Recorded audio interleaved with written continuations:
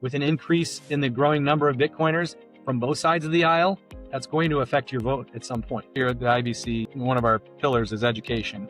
I created a 16-week course for financial literacy and Bitcoin education. The Altgeld Bitcoin Reserve, Tobias Shepard, this guy's amazing. He created the first community strategic reserve. Altgeld was not taken care of, and now it's an area of poverty in Chicago.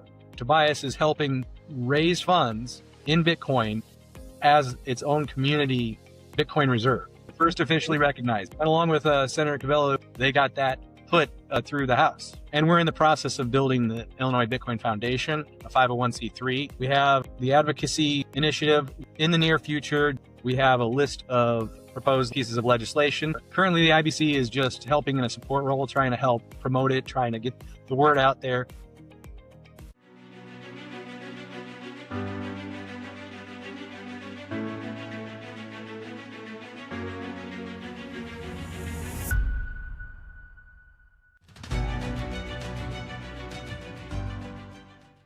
Welcome back to the Bitcoin Nova. Today, I'm here with Tim Neimeyer, and I am so excited to talk to you because you're doing such incredible things in Bitcoin.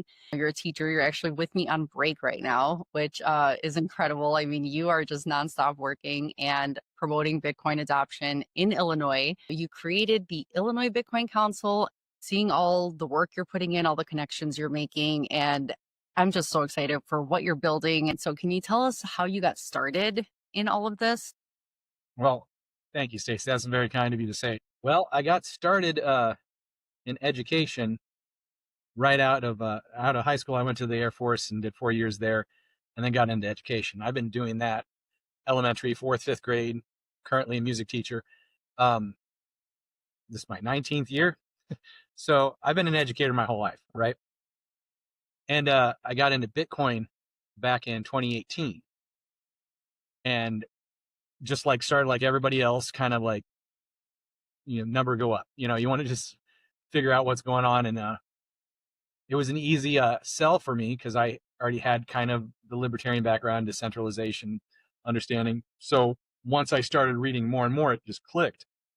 And once I understood it to a certain level, the educator side of me kicked in.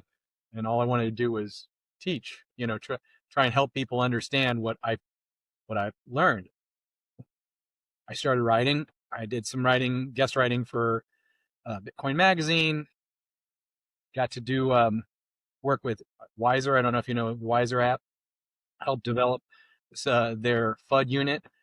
And that led me into getting into like creating my own YouTube channel. And I did that for a year with Zoom Out, where I was trying to do bite-sized chunks of education to help normies understand Bitcoin, which that led me to writing History Echoes Bitcoin. And like each iteration was just a little different, a little more.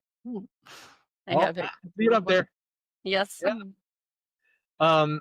And that led me to, I started doing part-time freelance writing for Mara, the publicly traded Bitcoin miner. And just this last year, I was thinking, well, how else can I help Bitcoin adoption? And, I kind of believe in that whole think globally, act locally kind of idea. And that Bitcoin allows for that in a much grander scale. And that led me to the Illinois Bitcoin Council, which we just started, a 501c6 focused on Bitcoin adoption, education, advocacy, and collaboration. And started that this last spring, and here we are now. You're educating policymakers, getting them to understand Bitcoin. Even what you posted about Square, you post such important content that as a business owner, I didn't even realize what was coming up with the Square POS systems and how you'll be able to pay with Bitcoin in November. And I was so excited when I saw that. So I switched, I got Square, and I just recently set it up, and I realized that you can already convert sales into Bitcoin already. I thought that started in November as well, but I guess that was already happening since last year, the spring of last year, possibly. So as soon as we switched, we're already converting sales into Bitcoin, which I'm super excited about. And I wouldn't have known unless you shared this information. And every little bit helps. Like every business that's helping themselves save in Bitcoin and also saving on processing fees. So thank you for for sharing that information. You even hosted a meetup for the Illinois Bitcoin Council, and that's where we first met. Right. And it was so nice meeting these incredible people. Well, I appreciate that. You said something, kind of education. That's my thing. You know the phrase, "When you're a hammer, everything looks like a nail." I tend to go that route, especially with Bitcoin. While I do believe, I know not to get too meta, but in right or wrong, good and bad, I truly look at everything as like, is the person making the decision have the appropriate information or do they not? Or do they have some level of misinformation? Right. And that's how I tend to approach conversations with policymakers or business owners or whatever is, okay, they're making this decision or this, they're, whatever they're doing, but do they really know what they're talking about? Or do they just think they know? Or is there other information? And that's kind of where I go with it. There was a study done last year by, I believe, Troy Cross. Can't remember if it's the Bitcoin Policy Institute, um, where they surveyed Bitcoin owners and tried to determine like what's the biggest factor in people owning Bitcoin. Is it like political ideology or economic ideology, or is it gender, or is it race, or whatever? And the biggest factor was how much do they know about it. The more they know about Bitcoin, the more they're willing to own it. And that kind of gives us a little bit more credence in what we're doing here. And just like, we just need to get that information to the people. What they do with it from there, everybody needs multiple touch points. And some people are some politicians are just so buried in their own ideology that they can't see outside of it. But the education is where it has to happen. And you mentioned those flyers, like, to give a little more context. So you mentioned Square, for example. They're going to start accepting November 10th Bitcoin payments, not just the you converting it to store of value, but also the payments. Well, I'm sure Square is going to do a great job of providing information. Like they have a couple YouTube videos and they have a website that provides information, but actually providing that professional development. I don't know if every Square merchant is going to have that kind of information. So to kind of give you an idea, back up to when Steak and Shake first started, we went around to all the Steak and Shakes around our area. A couple weren't set up. The ones that were didn't really know how to use it. I ended up talking to the owner of the franchisee guy for all of Central Illinois, or most of Central Illinois, and nothing against him. It kind of was indicative of that lack of professional development. He was saying they were told on a Friday that they're going live on a Monday, and that was the extent of it. Not how to use it, not how to work with it. Definitely didn't train the other employees. The places I walked in the first day, one of the cooks, when I mentioned Bitcoin, he literally, as he's flipping burgers, just leans over and says, "Scam." It's like, oh my God. Oh, You're not even going to like talk to your employees about this? There's so many issues, not just in what is Bitcoin and why is it good for you, but even like how to use it. right. I talked to him and he said, well, he had to buy a bunch of iPads so that they could make transactions in the window, right? But there was no training involved. I went through the window and they just couldn't figure it out, you know? Um, so he ended up paying hundreds of dollars for all these iPads that he can't use. Another issue that they had was they had they had amassed a certain amount, so many hundred of dollars of Bitcoin that they received, but he couldn't withdraw it. You didn't know how? He didn't know how, and they use Speed Wallet, but then you got to connect it to Plaid to get to connect to your bank, and he had issues with that, and there was nothing of that. So what I'm getting at is like the education of Bitcoin, of like what its use, is only part of it. Right. It's like the integration into the traditional system and helping people who have no knowledge of that. There's a big gap. It's so important that they understand why they should accept it, why it would benefit them to accept it. When you think of it people that call it a scam, you can accept Bitcoin with zero processing fees. You don't have to pay some middleman for a settlement and a settlement layer. Bitcoin is peer to peer, so you can just save money on that. And that's important for not just companies like Steak and Shake, but for small businesses, it's very important because the way that the world has gotten inflation growing and it's suffocating small business. So small business needs something like this to help them. What I've noticed is whenever I tried to incentivize clients to spend with Bitcoin, I would incentivize them with a discount because I wanted people to learn how to use it. And it didn't take long. People that have no idea how to use Bitcoin, it's as easy as scanning a QR code, showing them where to buy the Bitcoin, how to connect it to their bank, and then sending it to you. And that's how simple it is. And once they did it, they thought, oh, wow, that was so easy. And now I know how to use Bitcoin. I know how to spend Bitcoin. I know how to buy it. So And it should be that easy. it is. I mean, and that's all it takes. Keeping it simple is the best thing, keeping it short. And people have a short attention span these days. I'm sure you see that being a teacher. Boy, yeah. Well, and it's like eating a steak. You're not gonna just shove the whole thing in your mouth. You're gonna cut it into bite-sized chunks, and you're gonna enjoy it that way. And the same thing with education. There's a tipping point where they just too much, and then they shut off, and everything before kind of just gets dumped. And that's not how your brain works. So it takes knowing who you're talking to, what level they're at. When I go in to talk to anybody, first ask what do you know about it, or what's your definition of Bitcoin?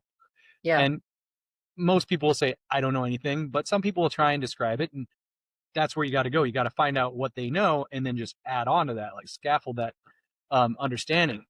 But you're right. It is it is and should be easy.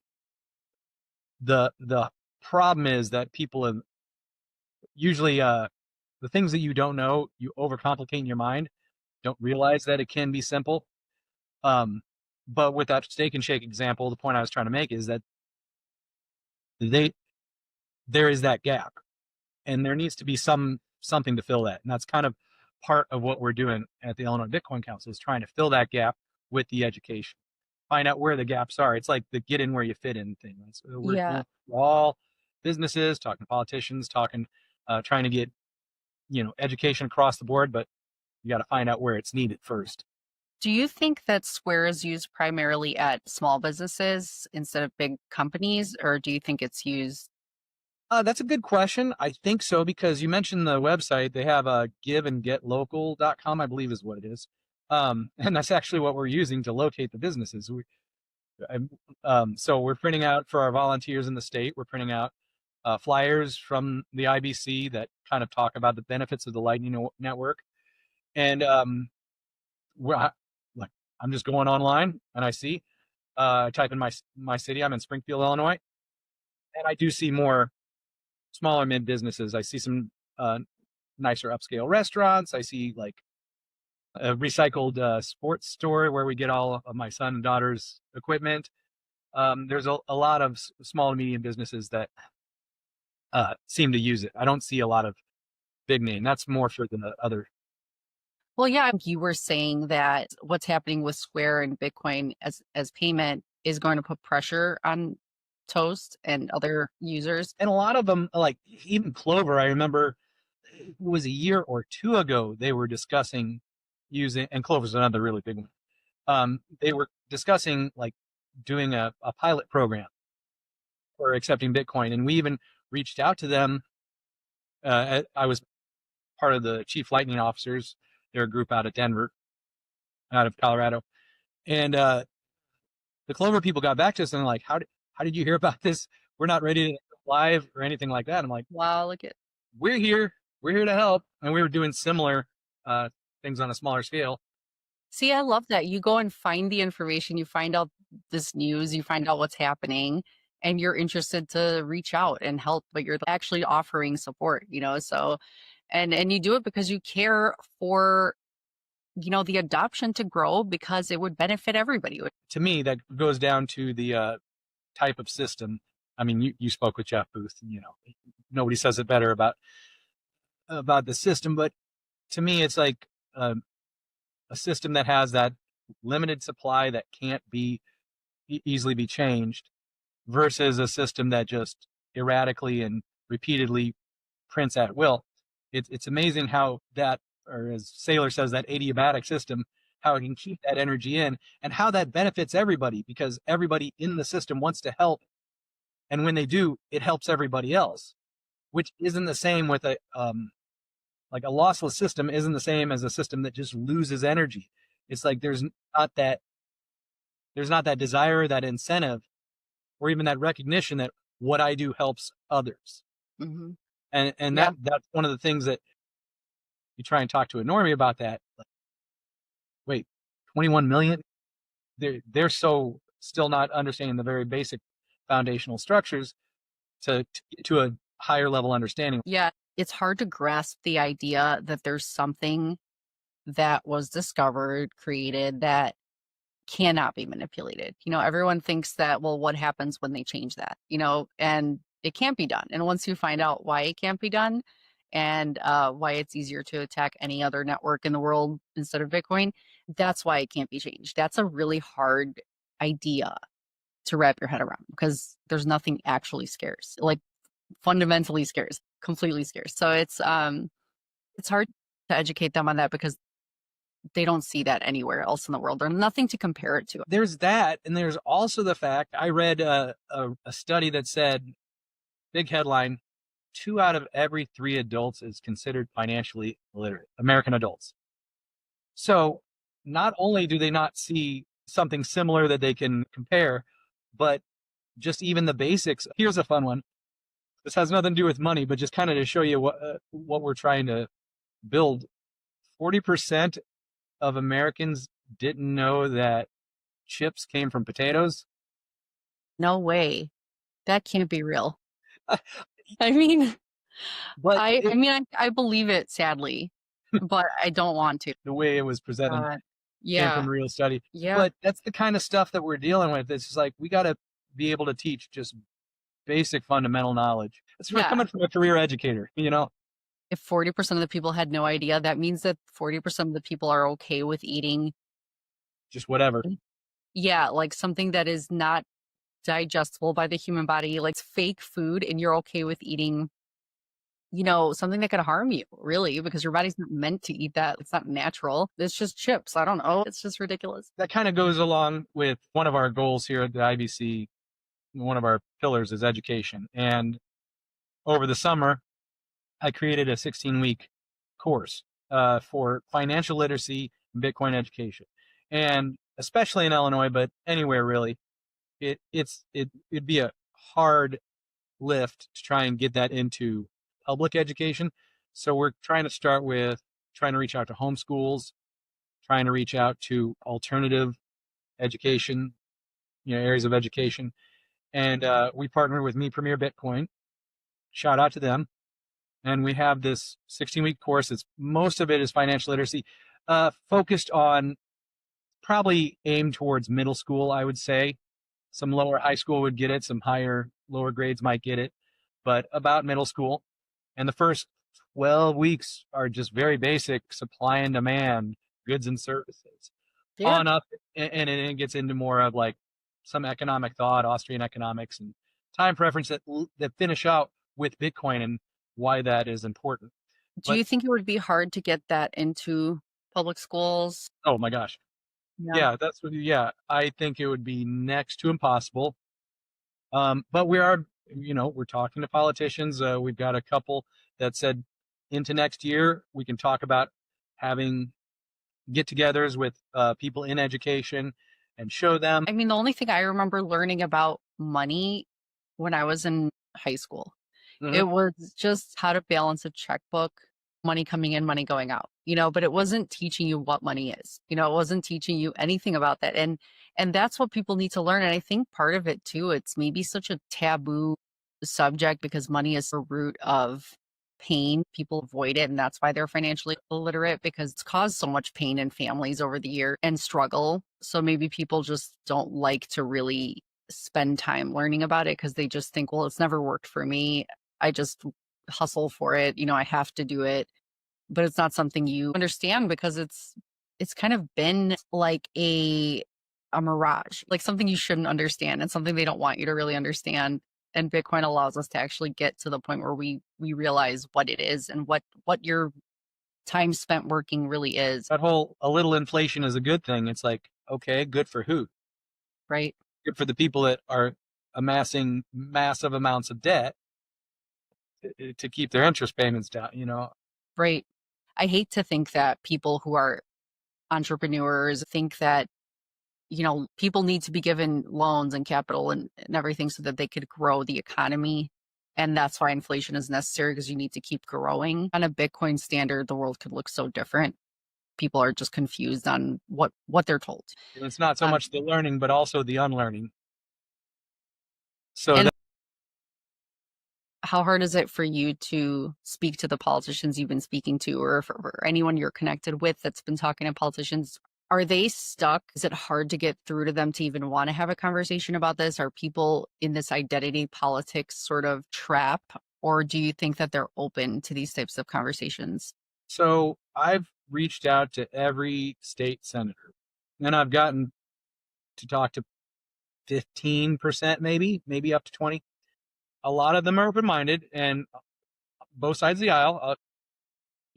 Bitcoin is for everybody. I feel like everybody can benefit from it. Everybody's constituents can benefit. So we're not partisan in that regard. Most of them will start out with, I don't know.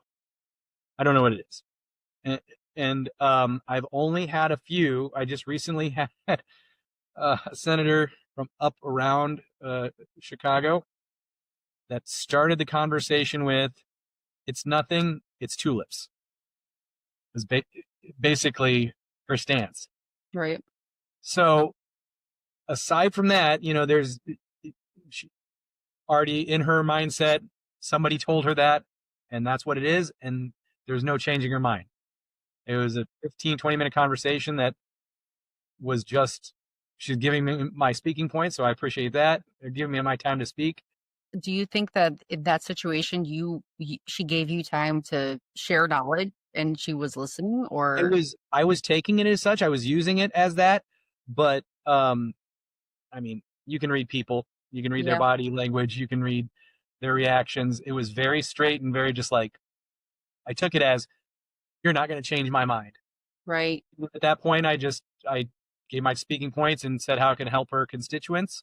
And she said, thank you very much. And that was the end of the conversation. Even for people like that, you're still planting a seed. You're still getting them to wonder why you came in. She could tell your body language and you were so passionate and you were determined, to teach. And I think that plants a seed alone, just your energy and wondering why was he like that? Why does he believe so much?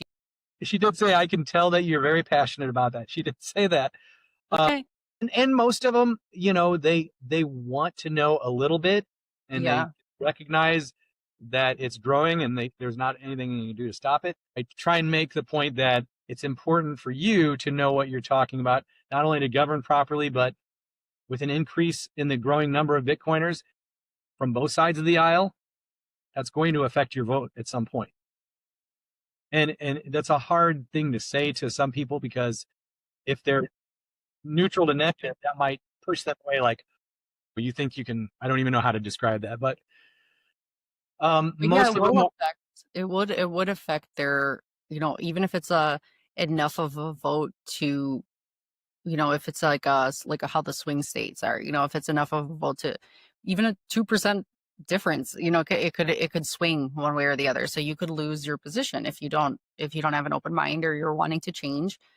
And maybe some of these people, I wonder if they just have the type of connections where the people they know, maybe like themselves, might be benefiting from this, fiat system that's destroying most livelihoods and most people. So because they're benefiting from it, maybe the certain people you're talking to, like knowing who you're talking to, right? Um, if they're the type of people that are benefiting from it, or they have connections to friends or family that are benefiting from it, they don't want to hear something that could threaten that, because those types of people enjoy this. They don't want to see change.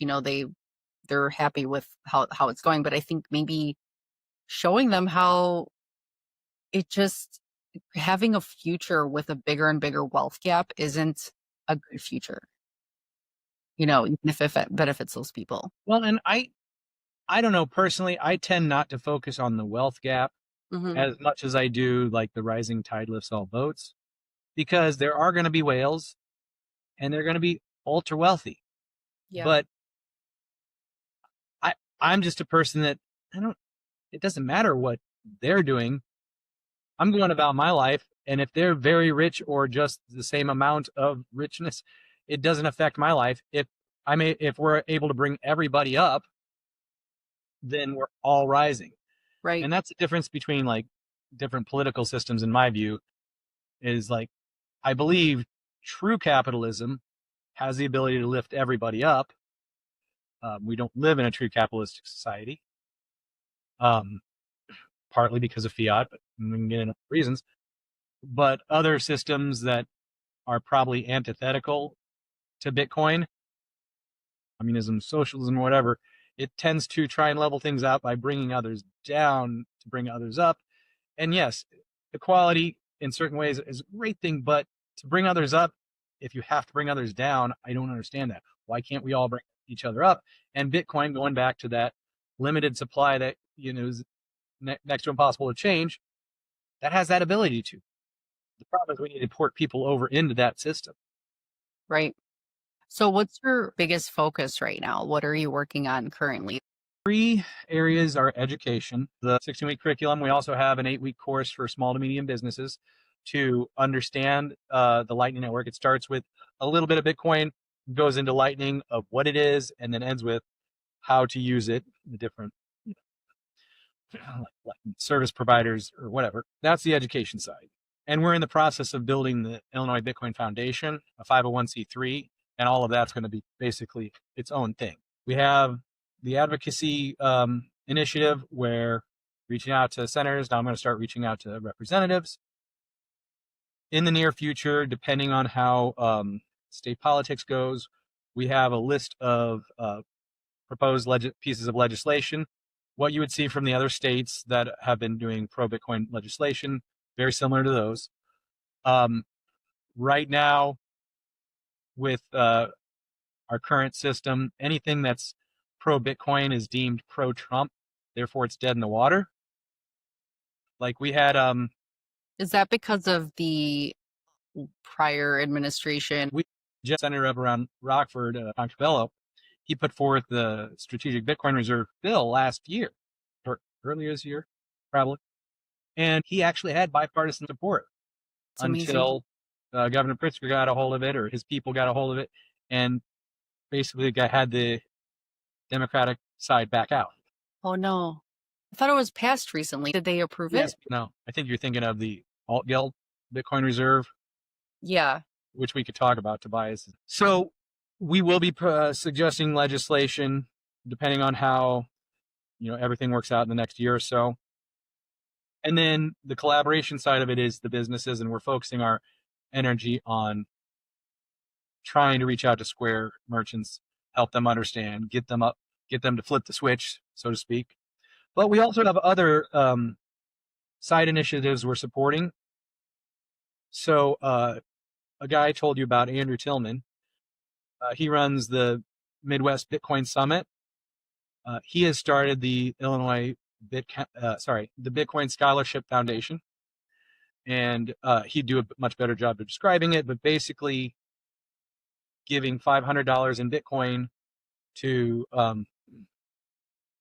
children from low socioeconomic status, for disadvantaged households, and time locking it over a long span over their childhood, and along the way providing education. And I love that. currently, the IBC, soon to be also the IBF, that'll help with curriculum development, something that I'm passionate about. So we're helping try and build that out. And then you mentioned earlier the Altgeld Bitcoin Reserve, Tobias Shepard. This guy's amazing. He has created the first community strategic reserve for this place, Altgeld, Chicago. Are you familiar? Yeah. So Altgeld, it was basically like think post World War II Section 8 housing for the African American population who were also veterans of that time. They built this large housing, and as with many government programs, it just went to crap. It was not taken care of, and now it's an area of poverty in Chicago. Tobias is helping raise funds in Bitcoin as its own community Bitcoin reserve, like a strategic Bitcoin reserve for this one area. That's amazing. And along with Senator Cabello, who I mentioned earlier, they got that put through the House, the Illinois House. Is So that the uh, first? first officially recognized, yes. That's amazing. That's such huge news. It is, and it needs to be out there more. And currently, the IBC is just helping in a support role, trying to help promote it, trying to get the word out there, and whatever we can do to help that. That This needs makes to me so happen. proud because I don't feel like Illinois would ever be the first state typically to do something like this. So that makes me very proud to be an Illinoisan, to see something like this happening and you guys are making it happen. I'm just so excited about that. So how does that work again? So it's It's a DAO, a decentralized autonomous organization. So I'm interested in digging into the details myself. I've only had a couple uh, introductory, very new, right? It very just new. yeah. Yeah, he got to go. Tobias was telling me he got to go out to DC, got to meet Sailor, and he's got his own. Tobias has his own books. It's kind of similar to the Bitcoin standard, but from a local community viewpoint. Right. And he's selling that, and most of the proceeds are going towards funding the All Guild Bitcoin Reserve. That's amazing because you actually are doing something that you see change happening in the world and for the better. Politicians should serve the people, right? That should be the main goal of all politicians is to see a better community around you and support that change, and you shouldn't be there just to robotically check off boxes. Yeah, it's like my kids. I love my kids. I want to raise them to be good human beings, be good adults. I don't want to particularly just give them food and a place to stay throughout their entire life.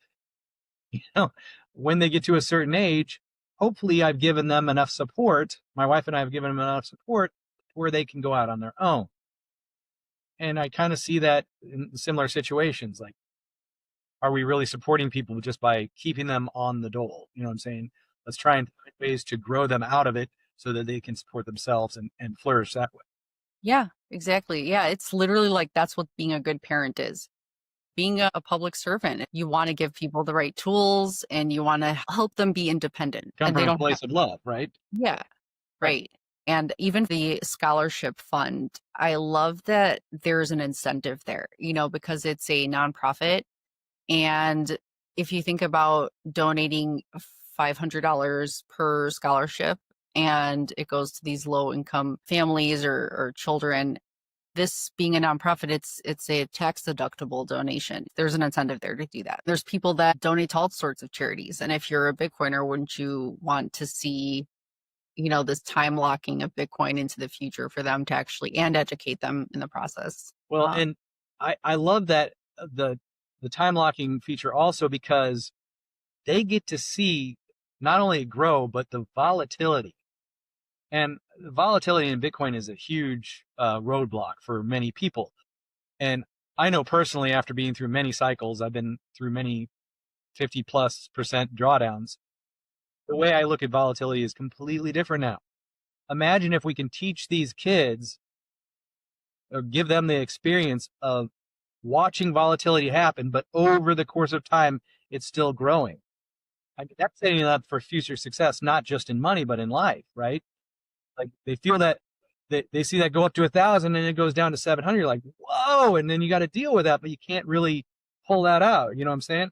So I think just giving them that opportunity, seeing it grow and crash and grow and crash and higher highs and higher lows and all that, Well, that's why it mimics life because you're right. It's because you do have ups and downs in life, but you're always growing. You're always changing. You're learning from these lessons. Bitcoin teaches you a lot. And you're right. It teaches these kids something that they lack. They lack attention, which is also patience. So when you learn about Bitcoin and you see these ups and downs and you know that it's locked, you can't remove this money until a certain age. So you watch it move up and down, but over time go up. It's such a good thing to teach kids the patience. And I'm excited. The first scholarship fund, Yes, it's be the first event, coming up. that's right. We have that coming up in just a few weeks, right? Mm-hmm. So Andrew will be there. You'll be there. Not sure if Jeff. I haven't mentioned. Big shout out, Jeff Helsenbeck, aka Sippy. He's our vice president, board member. He is the collaboration coordinator. This guy, he's amazing. He does a lot of work. He's the one who hosted our meet and greet um, out of Naperville. Got to give a lot of support, a lot of praise to him for getting this up and running. Um, but there's been a lot of volunteers. And speaking of, if you are in Illinois and you're watching this and any of this is resonating with you, yes, we're looking for members. We're also looking for volunteers because that's where this grows. Me Yeah. being teacher all day during the school year, there's only so much I can do. Jeff, he's a pilot and he's almost out, but he's still in the air guard. Only so much he can do, but we're looking for members and volunteers. Yeah. And you're looking for volunteers of all different backgrounds. You have people who are the connectors, the people who can make these connections and people who can spread the word and, almost like the promoters. There's people that are the educators, there's the technologists, the financial group. There's so many people like you can offer support in any different way. So just reach out and see how you can help, because maybe you don't think you could help. Even me being a podcaster, I was so happy you reached out to me. And every person that you reach, makes a difference. Being somebody who isn't in education, isn't in finance, but has a podcast and I can share voices, I can help in that way. So you may not think you could do something, but reach out, see how you could help. And you'd be surprised at how your skills can be benefiting the Illinois Bitcoin And Council. that's what I do when I talk to people who have volunteered. It's like, what do you like? What are you passionate about? What do you want to do? I mean, that was an easy call with you. Thank you so much. You hosted our very first IBC Spaces. I've gotten through the the learning hurdles. That was amazing. I mean, thank you so much for that. I'm looking forward to many more of those. Is it first Tuesday? We're thinking the first Tuesday of every month, we're going to host an X Space for the Illinois Bitcoin Council. And yes, thank you for having me host that. It was a great turnout. We were still getting used to running the spaces, but we figured it out. People really enjoyed it and people were looking forward to the next one. It's nice to hear, and there's so much happening. It's once a month.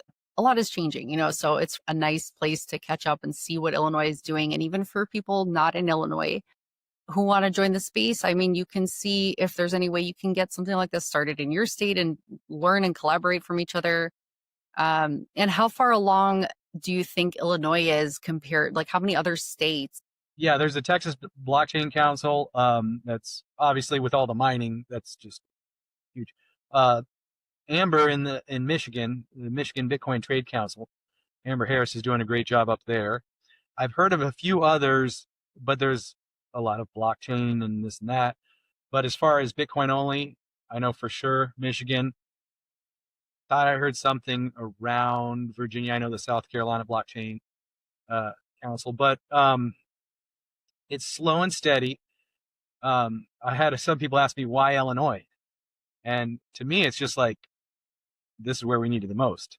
It's not an easy lift, and so we got to do some we got some catching up to do.